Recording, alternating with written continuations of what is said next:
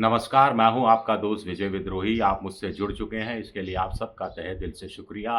अगले 8-10 मिनट मैं आपसे जुड़े रहने की कोशिश करूँगा। तो भारत और पाकिस्तान के बीच जो युद्ध जैसे हालात पैदा हो गए हैं, उसकी वजह, उसका कारण चीन और अमेरिका के बीच की तनातनी है। क्या शी जिनपिंग और डोनाल्ड ट्रंप के बीच की रस्साकशी के बीच में भारत और पाकिस्तान उलझ कर रह गए हैं?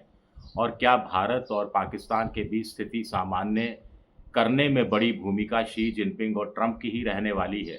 मोटे तौर पर कहा जा रहा है कि ट्रंप और शी जिनपिंग यानी दोनों देशों के बीच टैरिफ वॉर पर बातचीत, एक अच्छी बातचीत अगले कुछ दिनों में शुरू होने वाली है।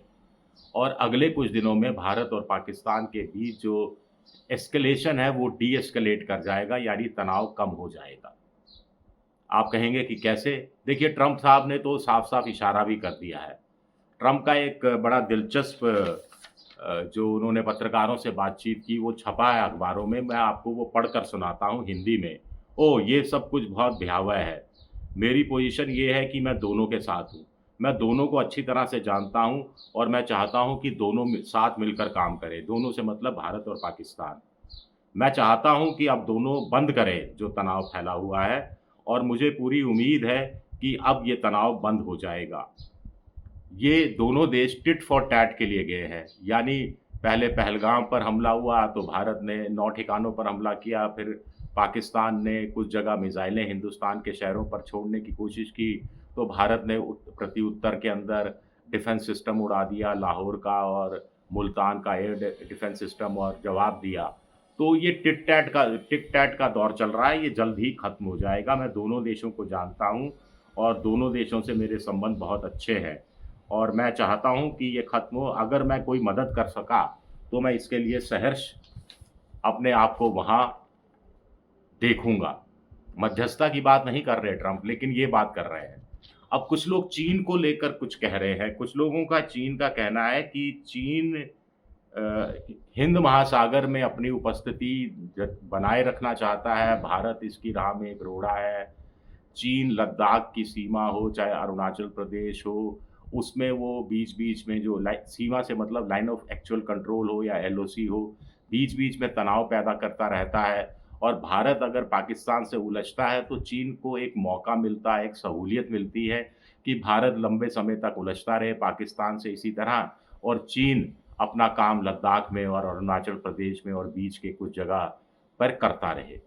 तो चीन ये देखता है, लेकिन फिर भी चीन युद्ध नहीं चाहता। चीन ये चाहता है कि दोनों देश आपस में उलझते रहें। दूसरा एक बात ये है कि जैसा मैंने कहा कि चीन पाकिस्तान की मदद करता रहा है। पिछले 60 सालों से पाकिस्तान से चीन के रिश्ते बहुत अच्छे रहे हैं, हथियार भी देता रहा है, 80% हथियार चीन के ही जा रहे हैं। लेकिन चीन फिर भी नहीं चाहता कि मामला आगे बढ़ जाए, एक हद से ज़्यादा मामला नहीं बढ़े। चीन ये चाहता है, क्योंकि चीन का काँटा फँसा है यूएसए से, अमेरिका से, और अमेरिका का काँटा फँसा हुआ है चीन से। ऐसे में दोनों देश क्यों चाहेंगे कि एक और नया मोर्चा खुले, भारत और पाकिस्तान की युद्ध के रूप में एक नया मोर्चा खुले, और इस मोर्चे पर दोनों को अपने-अपने हिसाब से उलझना पड़ जाए। चीन अमेरिका ने जो 245% का टैरिफ लगाया है, उसके बाद चीन की कंपनियाँ वहाँ से खिसक सकती हैं, कुछ भारत आ सकती हैं।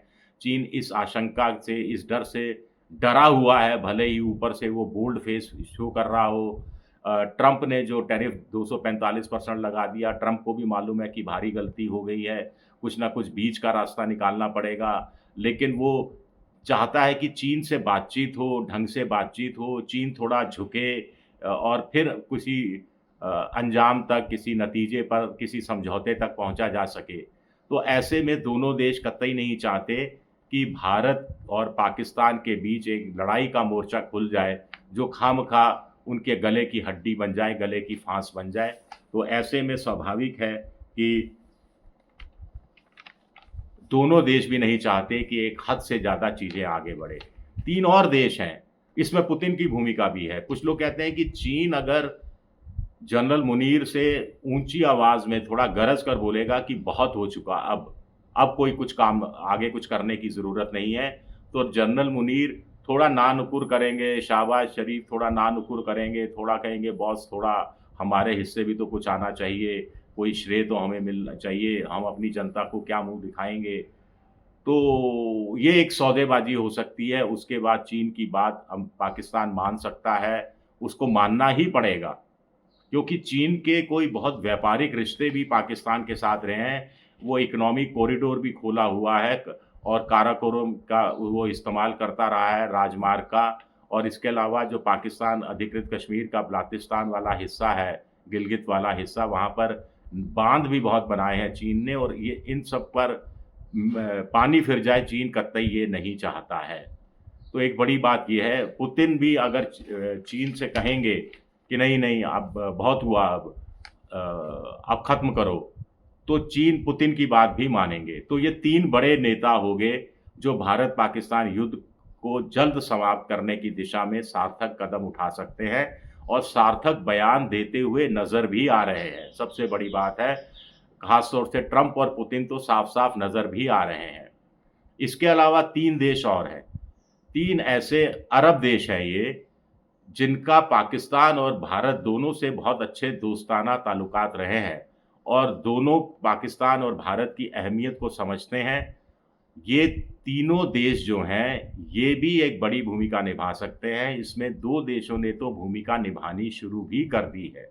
ईरान के मंत्री पाकिस्तान थे, पाकिस्तान से भारत आए, भारत के विदेश मंत्री से मुलाकात हुई। ज़ाहिर है कि पर्दे के पीछे बात हुई होगी कि देखिए ये पॉलिटिक्स में या कूटनीति में, डिप्लोमेसी में सब कुछ ब्लैक एंड व्हाइट नहीं होता कि भारत के विदेश मंत्री ने ये कह दिया, भारत के विदेश सचिव ने ये कह दिया, पाकिस्तान के रक्षा मंत्री ने ये कह दिया, पाकिस्तान के विदेश सचिव ने ये कह दिया। ये सब कहने के लिए, अपनी जनता को सुनाने के लिए, अपनी जनता को लुभाने के लिए होता है, लेकिन अंदर-अंदर दोनों देशों के बीच में ट्रैक 2 डिप्लोमेसी चलती रहती है, जो बड़ी ग्रे होती है। और इसी तरह ये जो पर्दे के पीछे की राजनीति, पर्दे के पीछे की डिप्लोमेसी भी चलती रहती है, जो सऊदी अरब भी चला रहा है, जो यूएई भी चला रहा है, जो ईरान भी चला रहा है। माना जाता है कि 2021 में जम्मू का जो अंतर्राष्ट्रीय बॉर्डर और थोड़ा लाइन ऑफ कंट्रोल वाला हिस्सा है, वहाँ पाकिस्तान के साथ जो सीज़ फायर की घोषणा हुई थी, उसके पीछे भी सऊदी अरब का और यूएई का दोनों का हाथ रहा था। तो तब पाकिस्तान ने भी बहुत सारी चीज़ें उनके कहने पर मान ली थी। सबसे बड़ी बात है कि पाकिस्तान पर भारत ने 2 स्ट्राइक की है। 9 जगह स्ट्राइक की, 10 में से 10 नंबर भारत के हिस्से, पाकिस्तान की सेना के हिस्से 10 में से 0। पाकिस्तान ने भारत में करीब 9 से भी ज़्यादा जगह मिसाइल डालने की कोशिश की, जिसमें नाल, फलोदी, उत्तरलाई, जैसलमेर, पंजाब के इलाके, अवंतीपुरा, कश्मीर घाटी के कुछ इलाके शामिल हैं, लेकिन एक भी मिसाइल भारत में नहीं गिरा, 10 में से 0 नंबर। भारत ने इसका जवाब S-400 मिसाइल से दिया और लाहौर और मुल्तान के अंदर एयर डिफेंस सिस्टम को ख़त्म कर दिया, 10 में से 10 नंबर। तो मुनीर भी समझ गए हैं कि 2 बार वो बुरी तरह से पिट गए, हो सकता है तीसरा एक कोई चांस लें, हो सकता है तीसरा कोई चांस ले, लेकिन ये तीसरा चांस अंतिम साबित होगा। इस बात को भी मुल्ला मुनीर अच्छी तरह समझते हैं। तो ऐसे में मोटे तौर पर माना जा रहा है कि अगले कुछ दिनों में तनाव में बहुत ज़्यादा कमी आ जाएगी। ऐसा होता है, नहीं होता है, तय कौन करेगा? ट्रंप, शी जिनपिंग, पुतिन, साथ ही साथ यूएई, सऊदी अरब और कुछ हद तक ईरान। शुक्रिया मेरा ये वीडियो देखने के लिए। पसंद आए तो लाइक कीजिए, सब्सक्राइब कीजिए, शेयर कीजिए।